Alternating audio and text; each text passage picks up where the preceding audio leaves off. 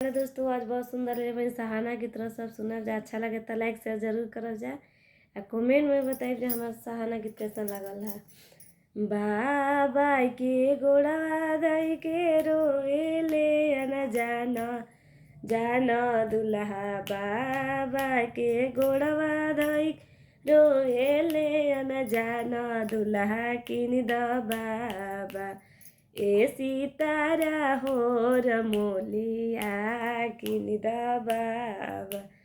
ए सीतारा हो रमोलिया किन द बाबा। दान दहे जय बाबा रौराया गार कबो। दान दहे जय बाबा रौराया गार कबो। दादी के आगावा ए बैठै बो सुंदर धनिया दादी के आगावा। दान दहे जय पापा रौराया गार रखबो। दान दहे जय पापा रौराया गार रखबो। मम्मी के आगावा ए बैठै बो सुंदर धनिया मम्मी के आगा। चाचा के गोड़वा धई के रोवेले दुलरुआ दुल्हा। चाचा के गोड़वा धई के रोवेले ने दुलरुआ दुल्हा किन द चाचा। ए सीतारा हो रमोलिया किन द चाचा।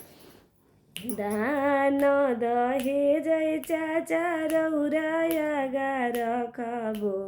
दान दहे जय चाचा रौराया गार खबो। चाची के आगावा ए बैठै बो सुंदर धनिया चाची के आगा। भैया के गोड़वा धई के रोवेले दुलरुआ दुल्हा। भैया के गोड़वा धई के रोले दुलरुआ दुल्हा किन द भैया। ए सीतारा हो रमोलिया किन द भैया। दान दहे जय भैया रौराया गार खबो। दान दहे जय भैया रौराया गार खबो। गो भाभी की आगावा ए बैठै बो सुंदर धनिया भाभी की आगावा।